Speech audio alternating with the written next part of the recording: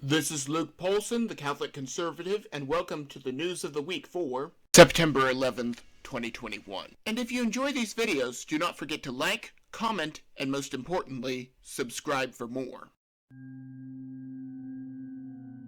China, Russia, and Pakistan are apparently BFFs with the Taliban-controlled Afghanistan.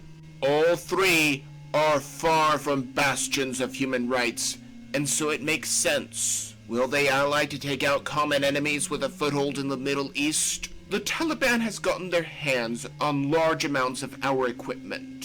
Will the Taliban sell them our Black Hawk helicopters?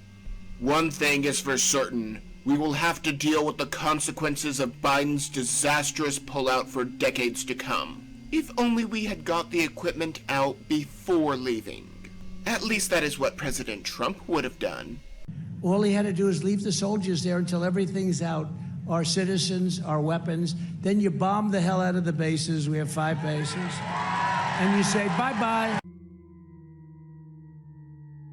In addition to keeping us from seeing our loved ones over this virus, now an Illinois mother was barred from seeing her son until she got the COVID injection.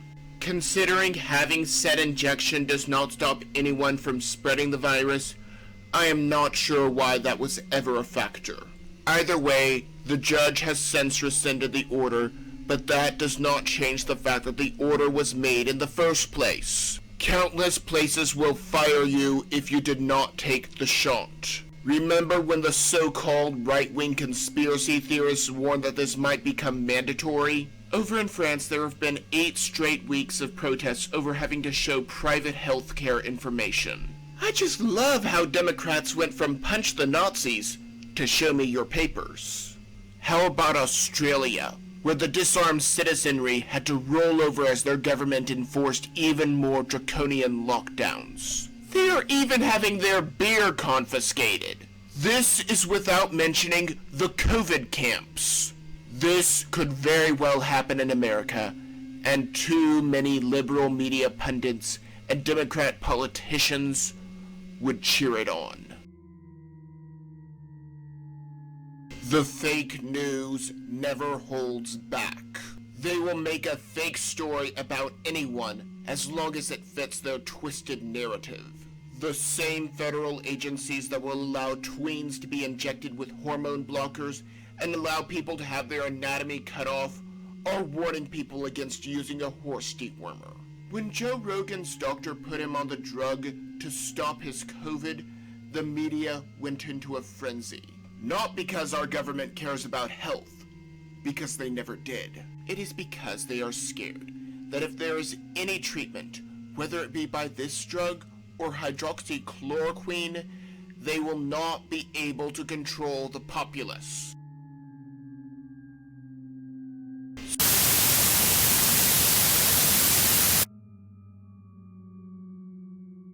Back in April 2020, I said this. Republican Congressman Matt Gaetz has been accused of sexual misconduct with a 17-year-old girl, according to anonymous sources by the New York Times. I know 2 things for sure. 1, the Democrats need a distraction from Cuomo. 2, the Democrats know that he is a firm supporter of border security and therefore must be silenced. There are false claims from within the FBI. Supposedly, he is guilty of sexual misconduct, and Gaetz claimed that it was an attempt to get money out of him. Now a Florida developer was arrested for trying to bribe the father of Matt Gaetz. I did a simple search for Matt Gaetz bribe, and as you can see, there is media silence about it.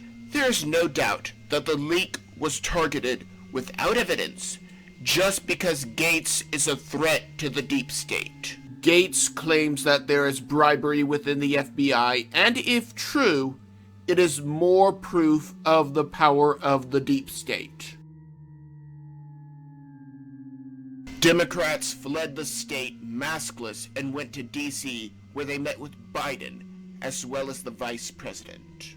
This little stunt to block quorum and blocking people from being able to vote democratically failed. Now Texans have to have a driver's license, or the last four of their social in order to vote, even if they vote by mail. Since this is the same ID that would be used to cash welfare checks, I do not see what the problem is. Our government knew about the attack in Kabul that would kill 13 servicemen and did nothing about it. Then, when confronted... 3, I am absolutely not going to speak to a press story that was informed by the unlawful disclosure of classified information and sensitive deliberations here at the Pentagon. Just not going to do it. 20 years after 9/11, and what have we gained? Attacks on our freedom, more militant adversaries, an armed Taliban, and a loss of global respect. That last one made even worse by refusing to heed any warnings.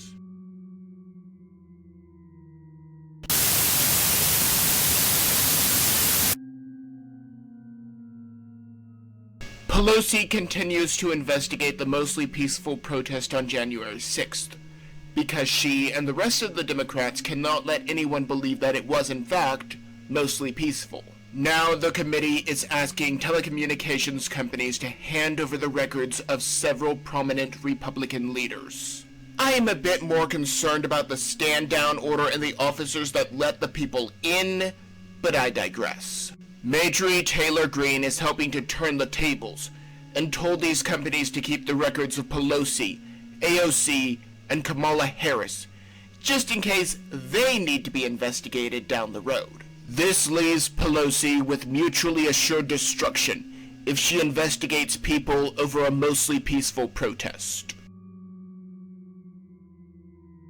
Democrats and the ACLU filed many suits to try and stop these children from being saved. However, the Supreme Court would not hear them. The trick was, there is no authority for law enforcement to investigate and report. The government cannot enforce the law, but private persons and companies can. Wait a minute! That is exactly what the feds are doing to squelch conservative speech. They cannot do it, and so the White House has given Silicon Valley their marching orders. How ironic. Maybe I'm just blowing smoke. Maybe I'm completely off my rocker, but that is just my opinion. And if you enjoyed this video, do not forget to like, comment, and subscribe. And also please consider following me on social media.